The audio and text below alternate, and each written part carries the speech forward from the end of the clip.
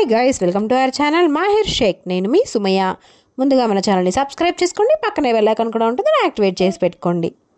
ఈరోజు మన రెసిపీ వచ్చేసరికి ఎగ్ రైస్ అనమాట. ఉల్లిపాయలు వాడకుండా ఇప్పుడు మనం ఎగ్ రైస్ చేయబోతున్నాం. అంత కష్టపడే పనే లేదు, చాలా అంటే చాలా ఈజీగా అయిపోతుంది. హాస్టలర్స్కి కానివ్వండి, రూమ్స్లో ఉండే వాళ్ళకి కానీ ఇలాంటివి చాలా హెల్ప్ఫుల్గా అవుతాయి. మరియు లంచ్ బాక్స్లోకి ఈజీ రెసిపీ. సో కడాయి అయితే పెట్టేశాను. నూనె సరిపడా నూనె అయితే పోసేసిన తర్వాత కొద్దిగా ఆవాలు, పచ్చిపప్పు, మినపప్పు, జీలకర్ర అయితే యాడ్ చేసుకుంటున్నాను. అవి అలా కొంచెం ఫ్రై అవ్వాలన్నమాట. అంతలోపు మనం కరివేపాకుని సన్నగా కట్ చేసి పెట్టుకోవాలన్నమాట. తర్వాత లాస్ట్లో పోపు అంతా అయింది అన్న తర్వాతే జీలకర్రను అయితే వేసుకోండి, లేకపోతే జీలకర్ర మాడిపోయే అవకాశం ఉంటుందన్నమాట. ఇలా కొంచెం లైట్గా ఫ్రై అయిపోయిన తర్వాత మనం ఇందులో వెల్లుల్లి రెమ్మలు అయితే యాడ్ చేసేసుకోవాలి. కరివేపాకు ఫ్రెష్ది ఉంటే ఫ్రెష్దే యాడ్ చేసుకోండి. మా ఇంట్లో లేదు కాబట్టి నేను కొంచెం ఎండిపోయింది వేసుకున్నాను. తర్వాత ఉల్లిపాయలు వాడట్లేదు కాబట్టి నేను వెల్లుల్లిపాయలు అయితే యూజ్ చేసుకుంటున్నాను. వెల్లుల్లిపాయలు హెల్త్కి చాలా అంటే చాలా మంచిది. ఉల్లిపాయలు వాడకుండా అన్నాను కదా అని చెప్పి అసలు ఉల్లిపాయలు వాడట్లేదు, అందుకోసమే వెల్లుల్లిపాయలు అయితే యాడ్ చేసుకుంటున్నాను. ఇప్పుడు మనం స్ప్రింగ్ ఆనియన్స్ అయితే వేసుకోబోతున్నాం అనమాట. ఉల్లిపాయ ఆకులు అంటారు వీటిని. ఇవి ఉంటే వేసుకోండి, లేకపోతే లేదు. మా ఇంట్లో ఉన్నాయి కాబట్టి వేసాను, లేకపోతే స్కిప్ చేసేసుకోవచ్చు. సో ఉల్లిపాయల ఫ్లేవరే వస్తాయి అన్నమాట ఇవి కూడాను. కాకపోతే ఉల్లిపాయల మీద కూడా ఇవి ఇంకా హెల్త్కి మంచిది అనమాట. స్ప్రింగ్ ఆనియన్స్ అంటారు వీటిని. తర్వాత మనము సన్నగా కట్ చేసి పెట్టుకున్న పచ్చిమిర్చిని కూడా యాడ్ చేసుకుంటున్నాము. స్పైస్ మీకు ఎంతైతే కావాలో అంత స్పైసీ తగ్గట్టు యాడ్ చేసేసుకోండి. తర్వాత మనం వీటిని కొంచెం దూరగా ఫ్రై అయితే చేసేసుకోవాలి. ఎగ్ రైస్ అన్నాం కదా అని చెప్పి ఆయిల్ ఎక్కువ పోసేసుకోవద్దు అనమాట. కొంచెం తక్కువ పోసుకుంటేనే బాగుంటుంది అనమాట. ఇప్పుడున్న జనరేషన్లో మనము హెల్త్కి ఎంత వీలైతే అంత మంచిగా హెల్తీగా తినాలన్నమాట. సో ఇప్పుడు నేను ఎగ్ రైస్ కాబట్టి ఎగ్ని అయితే పగలగొట్టి వేసేస్తున్నాను.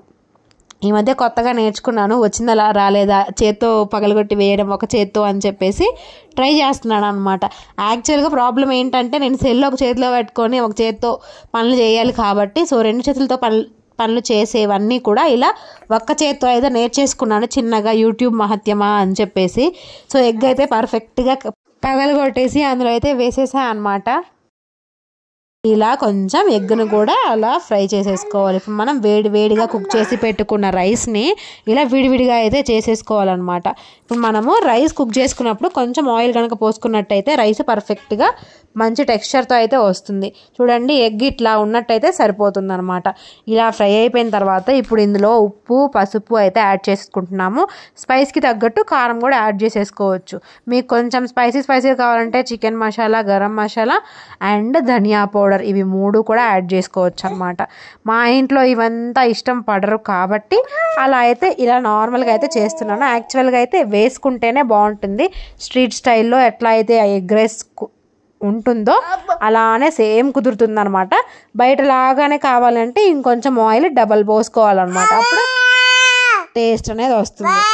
వెనక బ్యాక్గ్రౌండ్లో మా అమ్మాయి మాట్లాడుతుంది. కొంచెం మనం ముందుగా చేసి పెట్టుకున్న రైస్ని కూడా విడివిడిగా చేసేసుకొని ఈ ఎగ్ మిశ్రమంలో అయితే వేసేసుకోవాలి. ఇలా వేసుకున్న తర్వాత కొంచెం ఒక 5 మినిట్స్ వరకు మొత్తాన్ని కలిపేసుకోవాలన్నమాట. చివర్లో చిన్న నిమ్మకాయ బద్ద ఉంటే పిండుకోండి, లేకపోతే లేదు. స్ట్రీట్ స్టైల్లో రావాలి అంటే ఇందులో కొంచెం చిన్న మార్పులు అయితే ఉంటాయి. చికెన్ మసాలా, గరం మసాలా, ఎగ్ రైస్కి ఇంకొక మసాలా కూడా దొరుకుతుంది. 2 టేబుల్ స్పూన్లు ఆయిల్ పోయాల్సింది 6 టేబుల్ స్పూన్స్ వరకు పోసుకున్నట్టయితే అప్పుడు స్ట్రీట్ స్టైల్లో ఎలా అయితే ఉంటుందో అలా సేమ్ కుదురుతుంది.